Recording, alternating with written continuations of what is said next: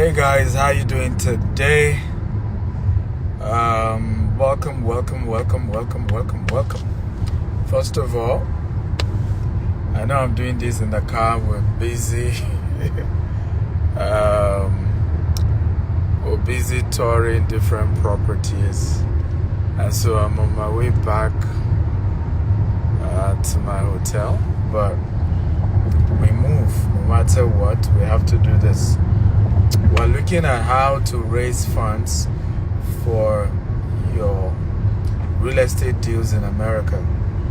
The last Saturday or so, we did that of UK, and some of you in the US were like, when are we going to treat the one of US? So, good news today. We're looking at how to raise capital, to raise funding for your real estate deal in the US. Let me also announce good news. I am ready to partner with a lot of you who have good deals, okay, and see how I can help you fund your deals. If you give me a good deal, I'm willing to work out how we fund it and get it to come to pass. But you have to be trained, so I must say that. And that's why I'm doing the Saturday and Sunday Real Estate Investment Masterclass here in Houston. And if you're not in Houston, you can join us virtually. We're going to be looking at US and Dubai market when it comes to real estate.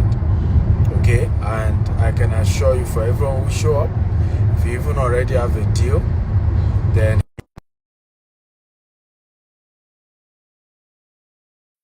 but we're going to look at generally, how do you fund generally, and it promises to be a fantastic conversation you don't miss. And I want you to invite as many people as you know. Invite your friends, send this to so many people, because this is going to be game changer. How many of you are in the US or you intend to invest in the US? Can you indicate if you're currently in the US or you intend to invest in the US? My first guest is here, ladies and gentlemen, is a man that the richer he gets, the whiter his hair and his beards.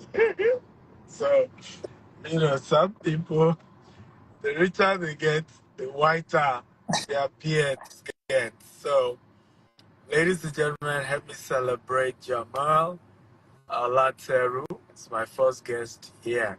Again, as you're joining, if you are, tell me the city you're joining me from. Also, if you are in the US, state your location in the US. And if you are not in the US but you want to invest in the US, please state. At some point, we'll pull as many of you up and be able to take your questions and see how we can support and take all your questions, okay? You have a deal, you need funding, we'll answer it today. So welcome. Remember, share this, invite more people to join us. Let's get more people to come and learn from today's training. Help me welcome Jamel. Come on, show him some love, guys. Show Jamel some love. Greetings. Right. Thank you, doctor. Thank you for having me. Thank you for joining, by the way. Good to see you. How's your day going? So far, so well. Busy like yours. I'm trying to be as busy as the doctor here. I'm trying to be as busy as him. All over the place. Uh, Where I'm trying to go with things. rich men cannot be busy, my friend. When I grow up, I'll be I'll be like you. I won't be as busy as I I'm a student. I'm a student as well. No, I'm a student. I'm a student. am. Okay, so let's get started. Give us your background. We just want to meet you. I believe a good number of people are just getting to know you for the first time. So kindly, let's get to meet you.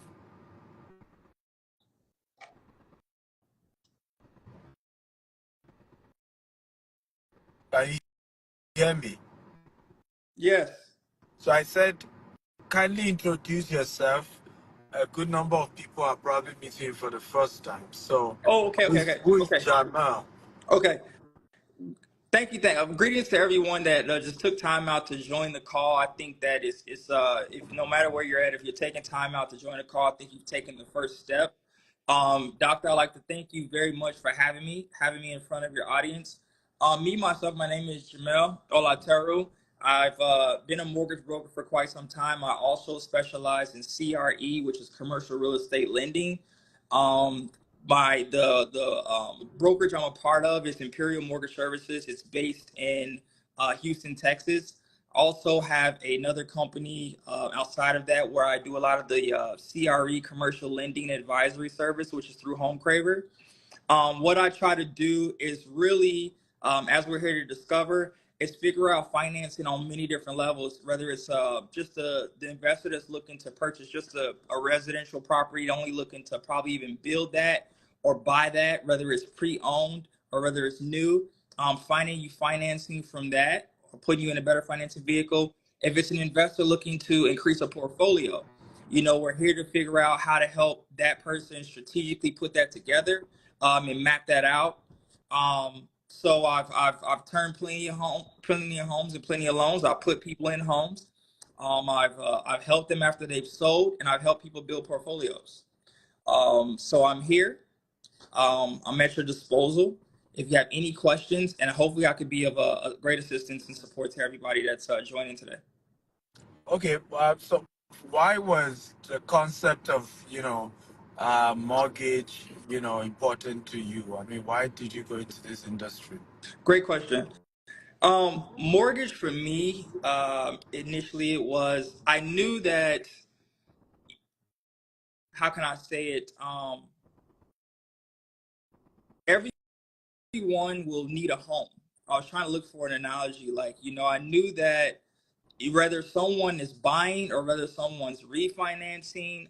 And I also know that the real estate is the biggest game you could possibly play Yeah. here in the United States. So that was the biggest reason. Pretty much, I did mention that I couldn't do it all in this short period of time. My father was also, him and his partners were also in the real estate business, so I got to see it at an early age as well. That was huge for me. From Chicago, so initially I got to see a lot of what it looked like earlier on, condos or different things.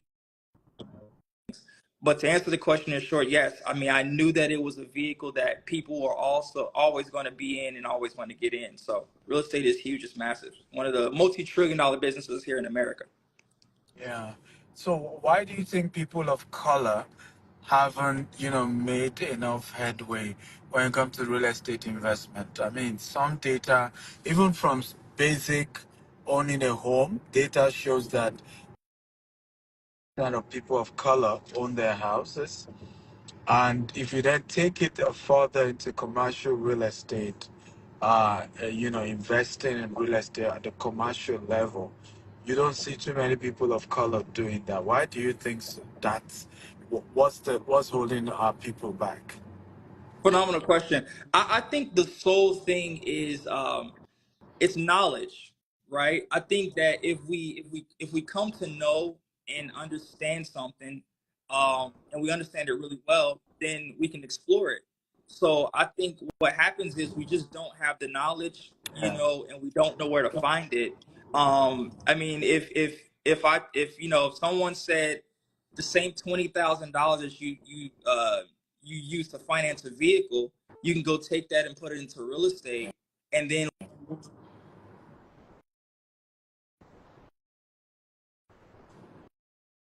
I guess someone was trying to call you. We can't hear you again. you know which space to move into, if that answers everything. Okay, we can hear you now, but it went off at some point. Um, so you may want to take it again. Why you said knowledge? I think that's where it stopped. Yeah. So the knowledge vehicles is what I was saying. Like, it's just, I think that it's lack of knowledge. If we don't have it, we don't really understand it. I was explaining an example of like a purchasing just financing a car, right? That's some of the easiest things that a person figures out how to finance. But if someone could tell you with the same $20,000 that you finance a car, I could show you how to go increase a couple assets, and from those assets later on you can pull equity and buy the car.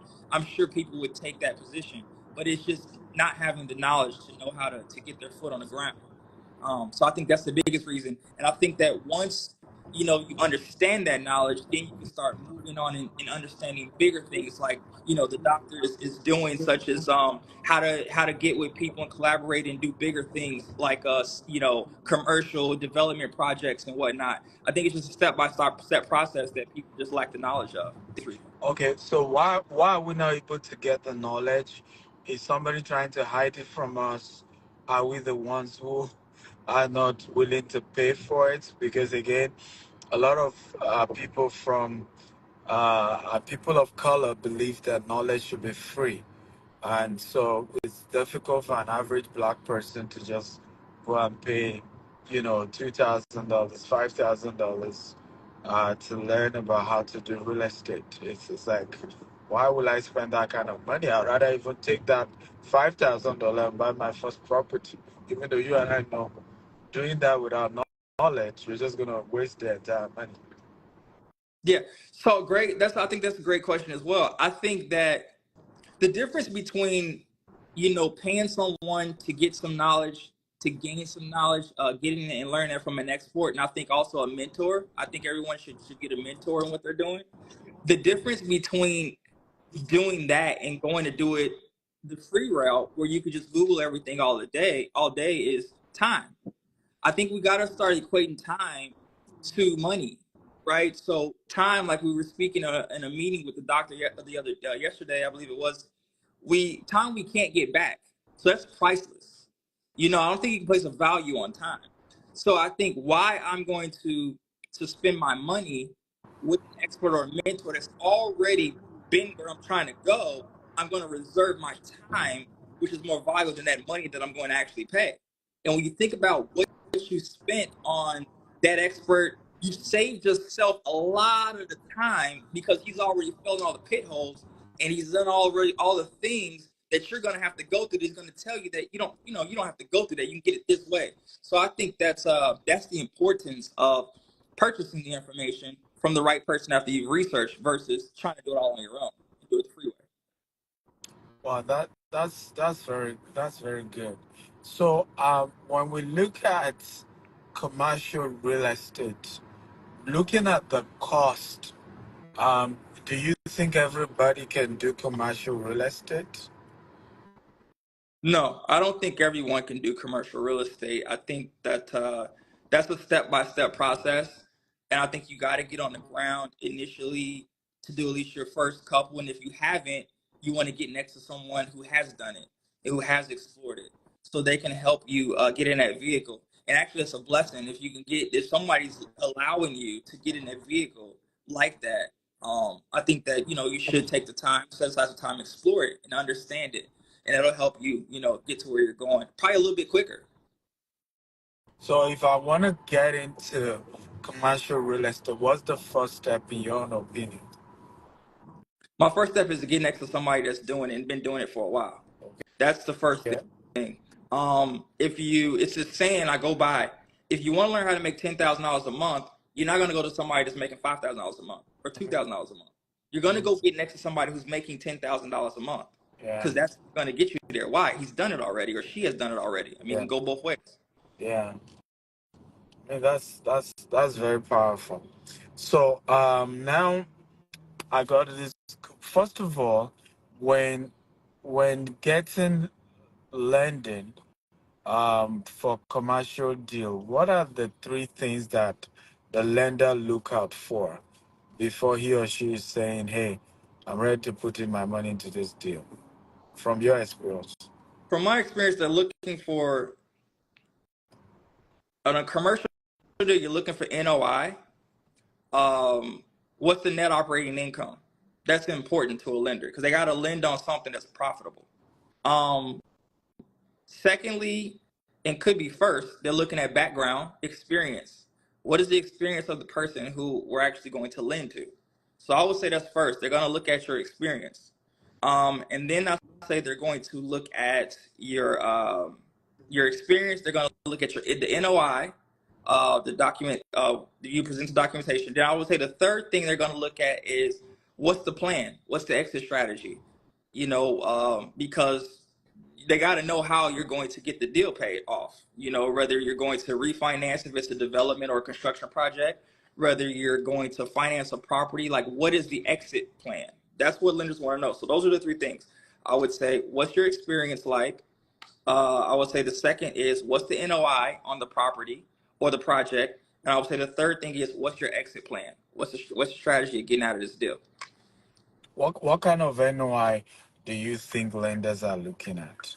You know, if we're putting in percentages, what kind of like expenditure versus income, operating costs versus income, what kind of percentage higher would they be looking at, or profit would they be looking at from the existing property before now you're buying it? I think the ideal they look at cap rates. So I would say a good price. I think the last time I looked, this could change. So don't quote me. This varies, but I would say a good 7 to 8% on the cap rate. Probably slightly under there, but you want to have a really good cap rate. They're gonna want to know the cap rate. That's their language. What's the cap rate? So to break it down layman terms, because I try to make these sessions very lay basic. You're saying that if I want to buy a property, let's assume the cost of the property is $2 million, Hmm. right? And and the current income on that property should be income. A net income should be around 7% of the $2 million. Is that correct? Yeah, yeah, something like that. Let me speak. When we're talking commercial, let's do it this way. Let's say Yeah. you had a property worth $14 million. Okay. Um, let's say if it's doing 600,000, Yeah. net operating income on that, the cap rate is going to be around 4.3%, Okay.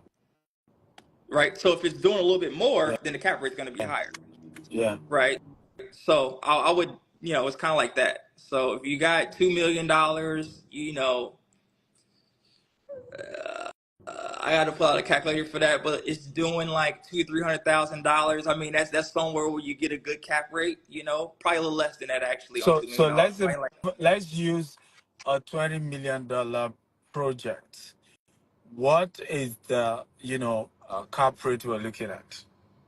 I think if you get anywhere between a 4 and 6%, you're good. Let's let's put in numbers. So, um, are you saying it on a 20 million? We're buying the property for 20 million, Mhm. and the current income is, let's say, 1.5. Does that meet what you're looking at? Yeah, 1.5 will work. Yeah. And 1.5, let me be clear. 1.5 based on whatever those expenses are. So remember the expenses will tie into that as well. I don't want to go too far into it with the audience sake, but you're on the right path. So if it's doing 1.5, we got to make sure the expense because the expenses are going to balance out what the cap rate is going Yeah, to be. yeah, exactly. Yeah. Yeah. So we have to be sure that the expenses is not also 1.1 Yes, or sir. $900,000. Yes, So sir. it then takes that all the way. So now, I mean, looking at the high interest rates, is this the best time to do commercial real estate, or real estate in general, because of the interest rate? That's an incredible question, Doctor. I think that's the best way to answer that. I think it depends on the project. That's a loaded question. I'm gonna tell you why. I think it depends Yeah, on the project. Rates are typically going to be higher when you're doing a development project in the commercial space. yeah. So if the if the risk versus the reward is a little greater in a development, then golden, right? Because where you're looking to climb to, it will make sense in the end. Now, if you're doing like an investment property, I would say this is going to come into like look at measure where the property was in value probably about a year or two ago, if Yeah. you're looking for an investment, okay, what rate am I getting on it, and where's the valuation going to go? So it's just not a rate thing. You know, a rate thing is one thing, but what area am I buying in right now? What's the valuation potentially of this property? And then to make sure you're not buying inflation.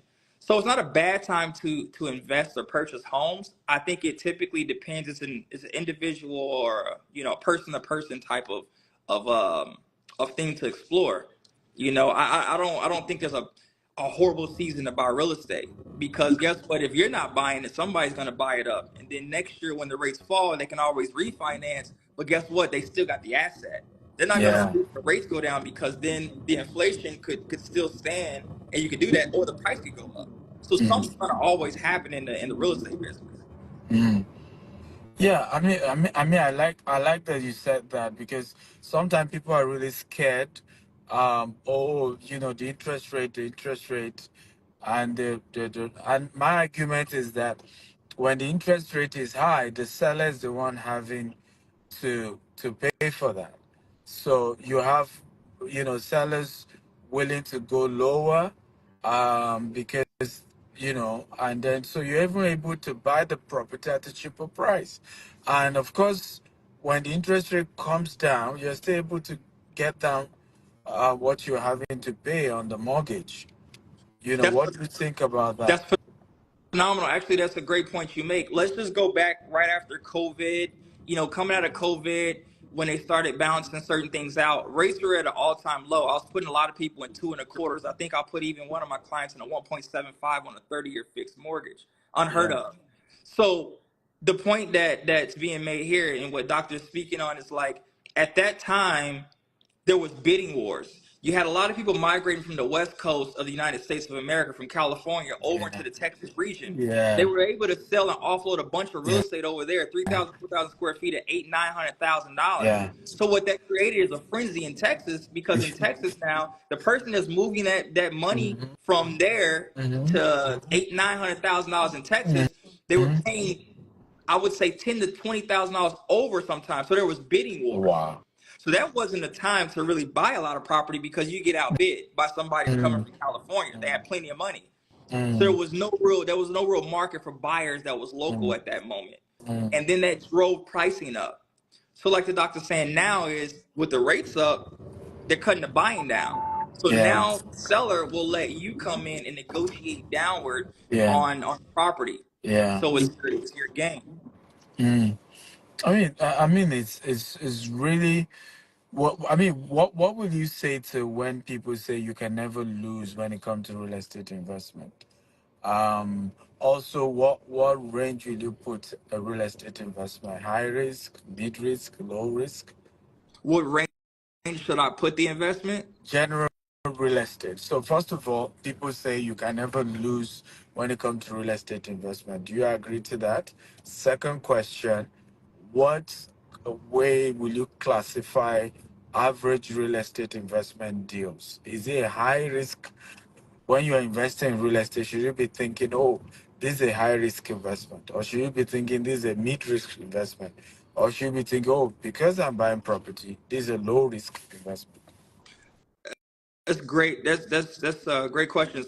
The first question I would say, you buying real estate is good. Um, can you lose money in real estate? Absolutely. I think that it depends on what you're buying and when you're doing it. Why do I say that? To say that you can't lose money in real estate would be absolutely false. One. Second, if it depends on, when I say what depends on what you're doing, like if you're doing a fix or flip in a bad market space, you could lose a lot of money. I had a brother-in-law that lost money. Had he held out though, I think to the other part of your question, can you lose money? Had he held out, he would have actually doubled the return on his money. The problem was, couldn't really hold it in place long enough to sustain what his earning potential was. And not his fault with that. He couldn't see where the market was actually going to go to hold on to that investment that he did long enough. So you can lose money, but I think that depending on your how long you can hold on to properties and certain things, you could really come out way on top. I mean a person that's buying a pre-owned property from a person that's doing a ground construction. There could be a big difference between how much money you can make on that investment. So I think your approach is something you should pay attention to. What am I getting into? What is the potential ROI? What's the downside if this goes left? So also weigh your cons and Mm. pros. I think the other part of that question was reiterate that one part again. I just want to make sure I get that right. The second Yeah, part I of that mean, question. will you generally real estate investment? Will you call it a high risk or low risk or mid risk? Generally, real Okay, estate got you. investment. Generally, I would say it's hard to weigh whether it's a low, a mid, and a high. And the reason why I'm saying this is because I have different tiers of clients. What's medium risk for somebody else may not be medium risk for the other person. Very That could be actually low true. risk. Very So true. I think that it depends on where the person is. The first question I ask is, where are the assets? Like where are you, in this particular position? Because what I don't want to do is I don't want to put a medium risk person in a high risk situation. Yeah, I don't want to put a yeah. low risk person I in like a, that. I gotta watch and I like I gotta that. know their risk and understand and evaluate them to Yeah. know what are their medium, low, and high risk. So Mm. you can have all of those. You could personally be putting yourself in a high risk, a medium risk, and a low risk. I think my job as the financier and the broker is to make sure I'm putting them in the right risk environment that is sustainable for them and their families. I like that. And that makes a lot of sense. So let's talk briefly about. By the way, guys, so this is just to get you guys to have a taste of some of what we're going to be looking at on Saturday and Sunday, which is the real estate investment masterclass. I definitely will have Jamel talk to us either virtually or he come down from Dallas. But I'll get him to be in the room. But can you talk to us on the concept of underwriting a real estate deal? And, let's just start from there. That's good. That's good. Simply underwriting a real estate deal is what the first thing that's looked at is credibility. You want to have like good good scores, credit scores, rather your debts when you get ready to purchase a home because that's the first thing they're going to look at. Now, me personally, I could put people in mortgages with very low FICO scores. Is it a tougher deal to do? Yes. But the first thing you want to look at, underwriters looking at is credibility. Second thing they're looking at is income on the deal.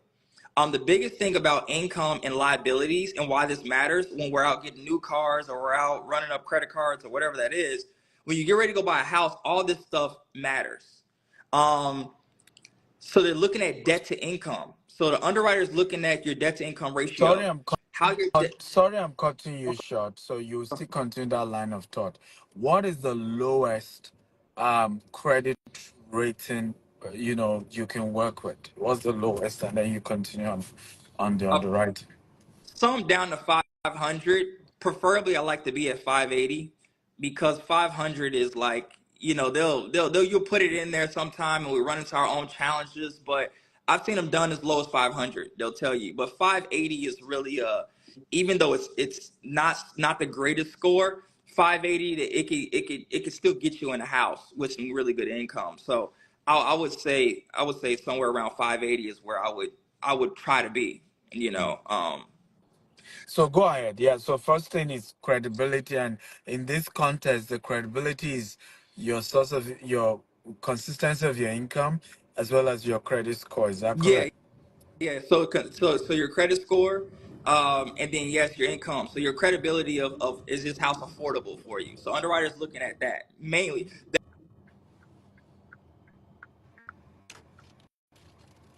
We can't hear you. I guess somebody was trying to call you.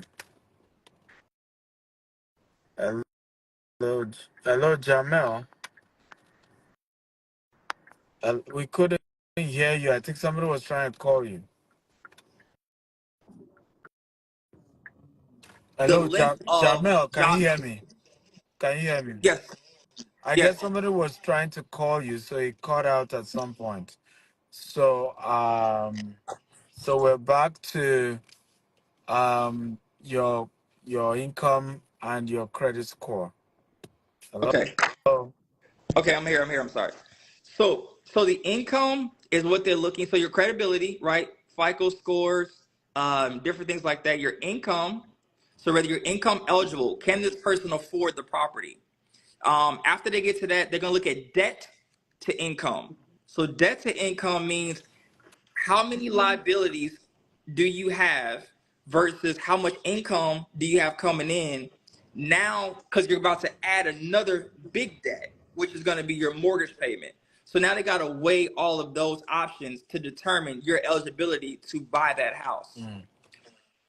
So that those are some of the biggest things that they're looking at. Now, the other part of that, let's go to the third thing. Underwriters looking for what's the job history. So Okay. some people, they kind of struggle with, like, I'm working a job. What's the job consistency? Yeah. I'm working a job. I've been consistent. What is consistency to an underwriter is, have you been working a job 2 years straight with no gaps, no time? Wow. Underwriters looking at that. So those, I would say, if you long as you have those things in order, you pretty much are putting yourself in a really, really good vehicle to purchase a home.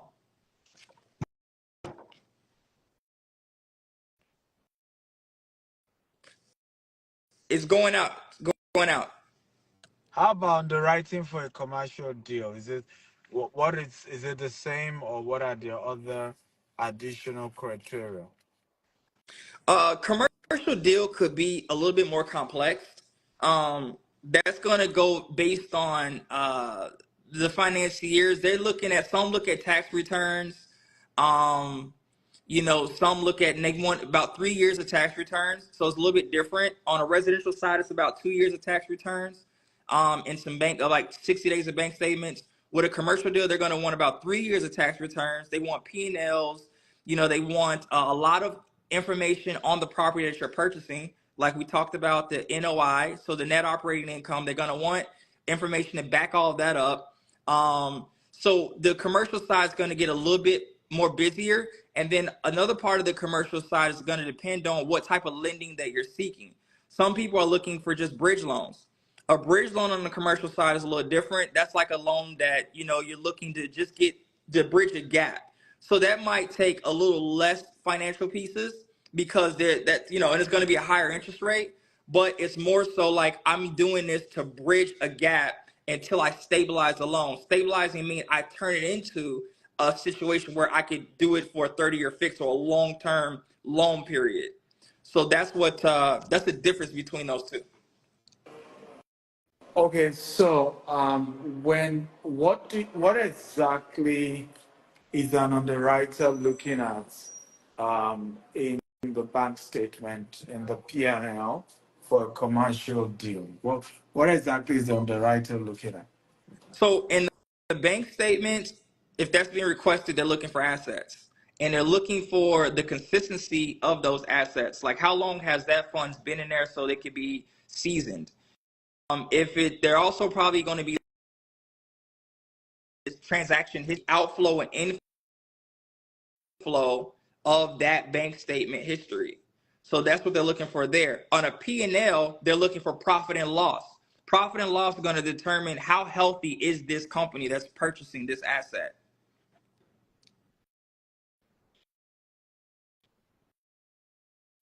It's going out. It's going out, doctor. I can't hear you.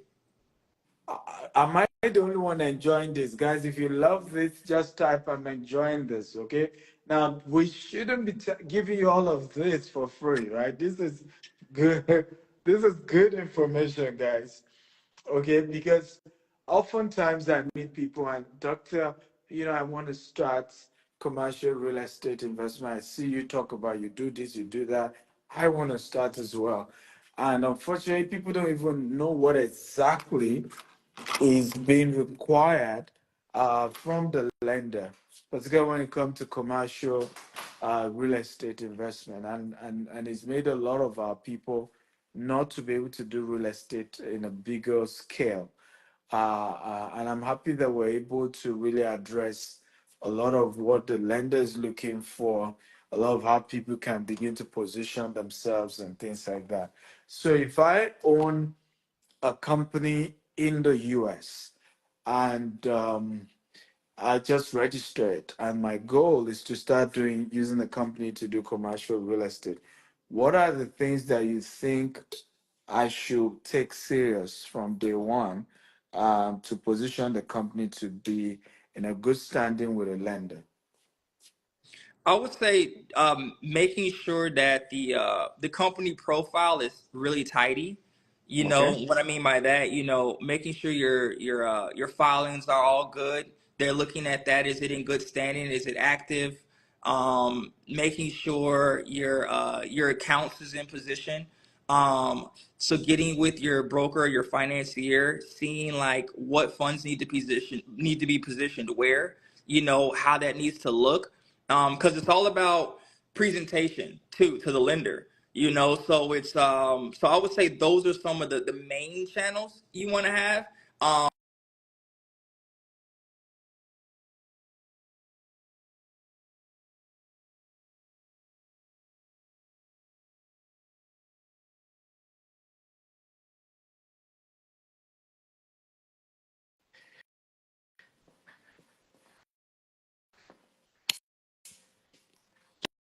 Again, we can't hear you. It's we can't hear you. The last word we oh, heard was main someone, channel.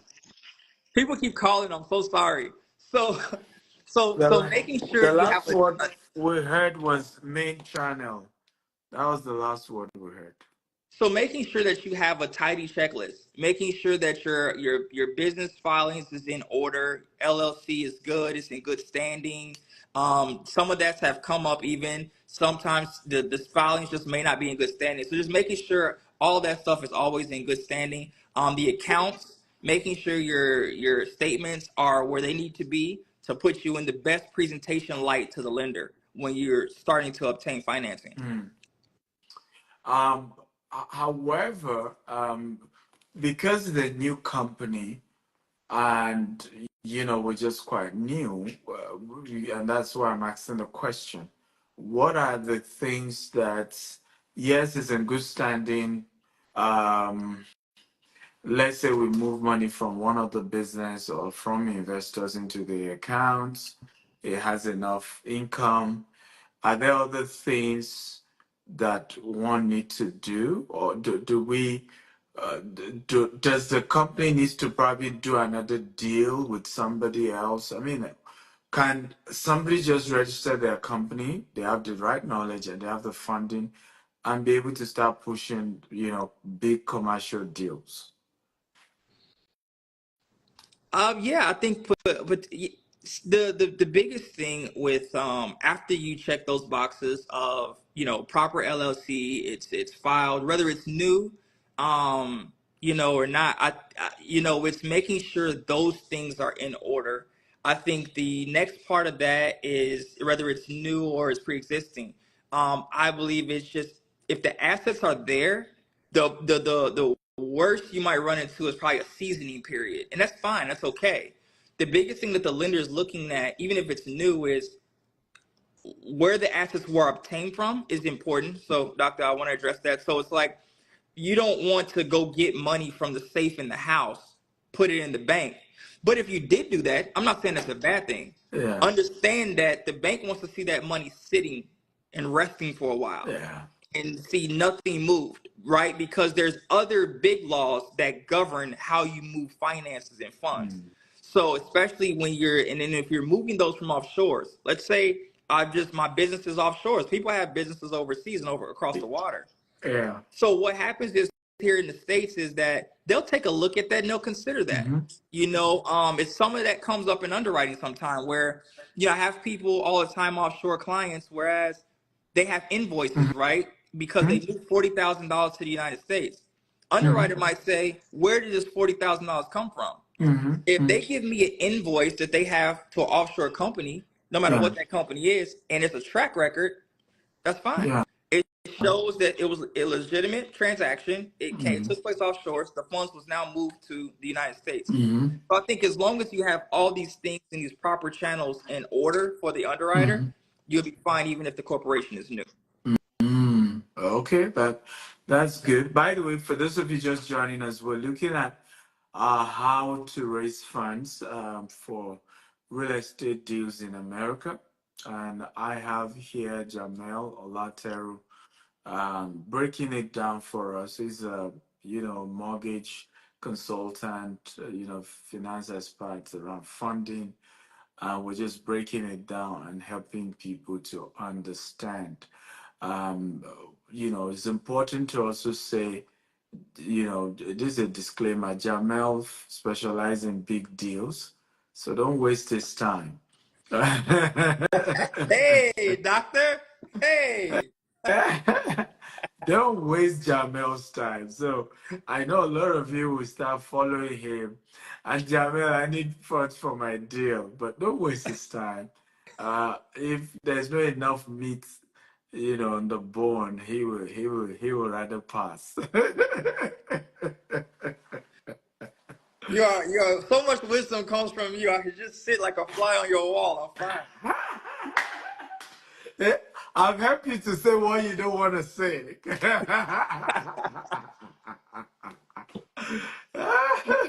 I'm happy to say what you don't really want to say, Thank but you much. I owe you dinner for that. Don't worry. I will get you dinner. No worries. but for someone who wants to reach out to you and they want to fund real estate deals, uh, uh what's the procedure? Thank you.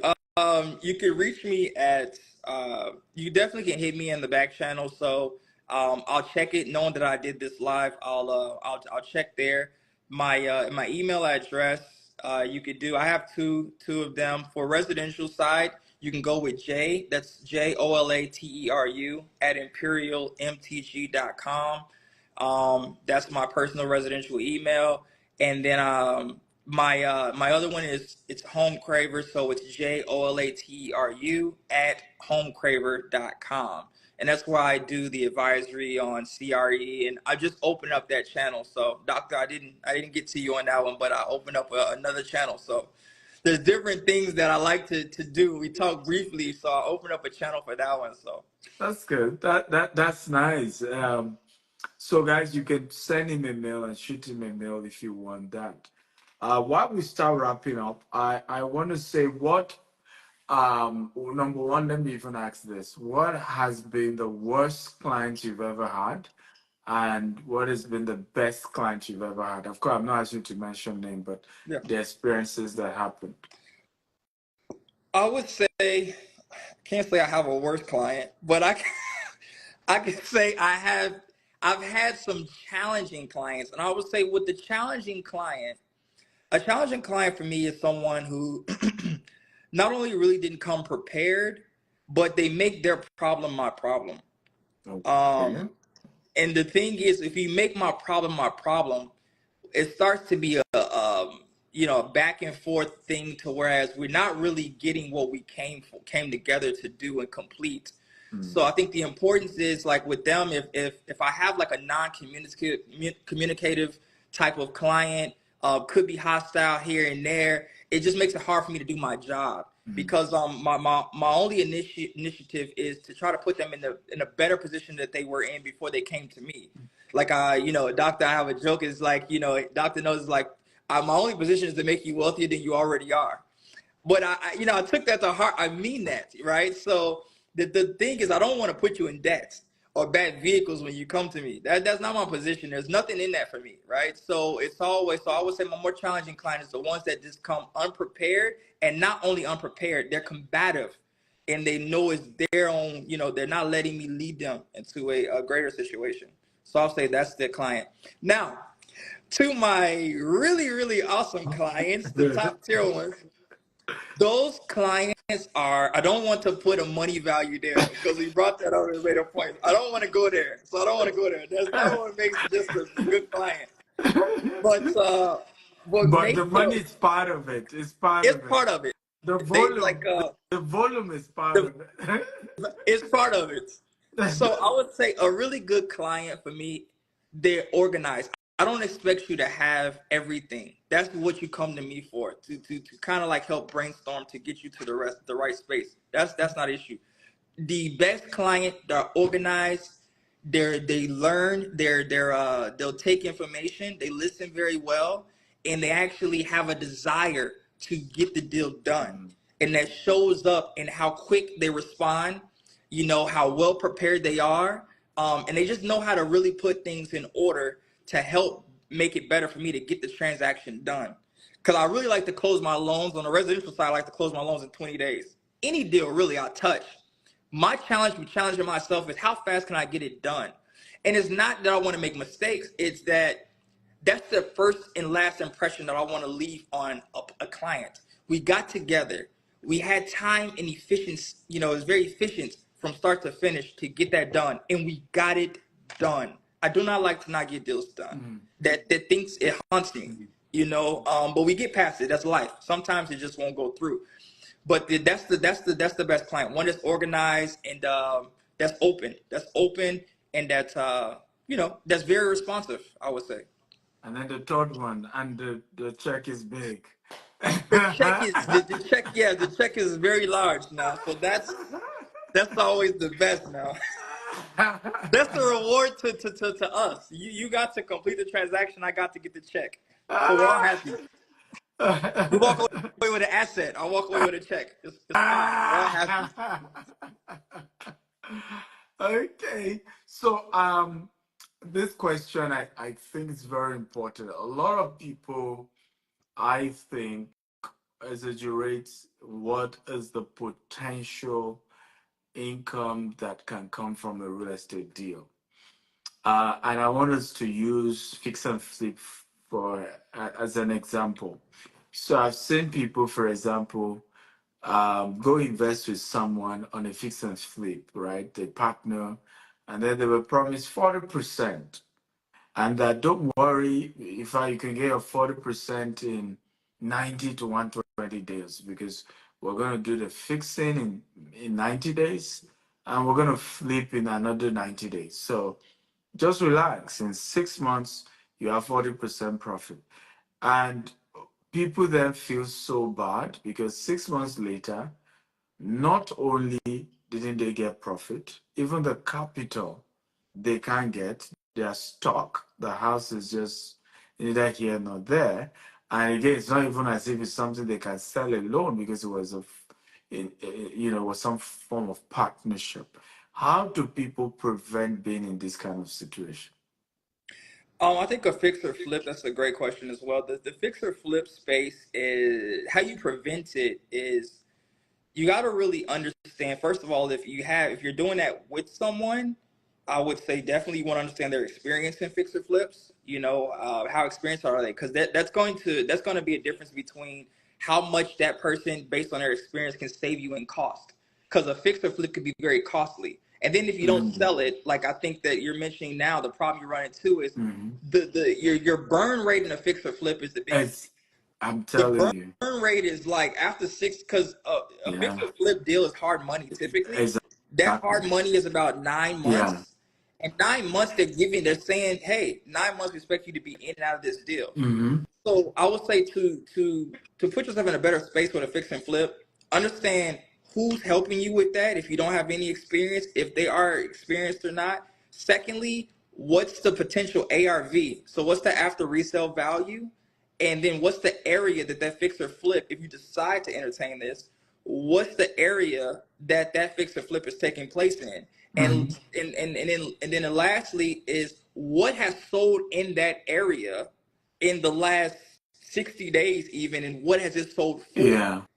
Because that's what's going to determine what your real return on that profit or your ROI is going to be on that Mm-hmm. project. So Mm-hmm. put all those things in place if you're going to entertain a fix or flip. Yeah. Powerful. Guys, again, if you're enjoying this, come on. Celebrate Jamel. Help me clap for him one more time if you think this is good information. Again, don't forget, Saturday and Sunday, we're doing what called Real Estate Investment Masterclass for the US and the Dubai real estate market. We're going to be looking at 7 types of real estate you can do. We're going to be looking at funding, and I get Jamel to also share in a more elaborate session how you can get funding, how he can support you in that area. But one of the things I also realized, and I think Jamel has mentioned earlier, and I haven't talked a bit about it, is sometimes you get a good deal and you need to bring in, let's say, 30%, you need to bring in 20%, and you can't even raise that 20% or 30%. And that's where you then need to partner with someone. And I'm saying I'm willing to start partnering with people like that. If the deal is good, and you've gone through my training, so you know how to get me the good deal. Because the first thing is what you call a good deal may not be a good deal as far as I'm concerned. So in my class, I'm able to break down this is the kind of deal I consider a good deal that will make all of us money, right? And if you are then able to get me such deal, I'm able to then bring in the counterpart funding, even if you can't raise all of it. And then we can go to someone like Jamel to bring in the 70 or the 80%, of that. But I wanted to speak more to that, the importance of, hey, sometimes your own um, uh, loan to ratio to loan, you are not even able to raise that. And how do people navigate that angle of, hey, I got this good deal, but I need to drop, let's say, $1 million. I've gotten, of course, someone like Jamel who can help me get, the remaining, let's say, $3.5 million, but I can raise my own $1 million. How do people go about that?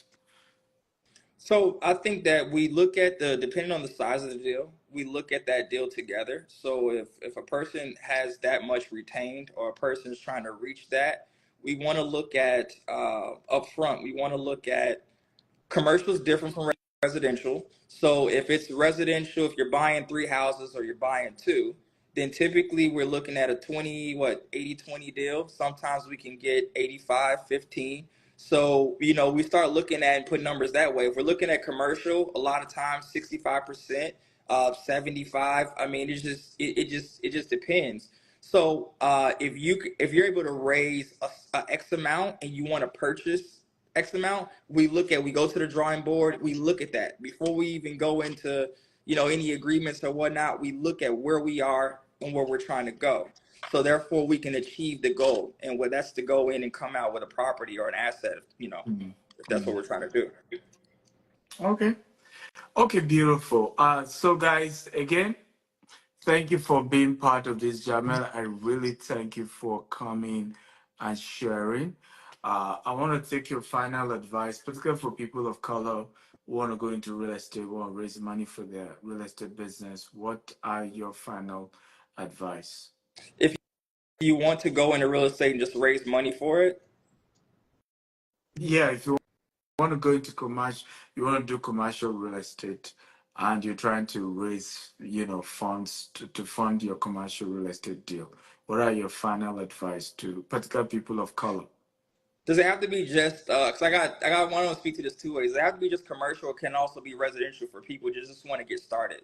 Can I answer both? Well, definitely you can Okay. answer both. Absolutely. I mean, you do both, so Yeah. you can answer both. So let me speak, yeah, because I think it's important to speak to both. So I think the first part of that is if you just don't know where to get started, I think it's important you just want to get started. I think you should take advantage of some of the programs. Like I have one now that's 100% FHA financing. Um, Credit scores starts at 620. I mean, you can go as low as 580.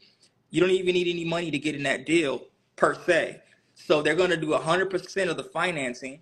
If you get with someone, let's just say that's offering you some seller credits or whatnot, it could potentially be a situation where if you're renting right now, you can go from renting to owning in 30 days.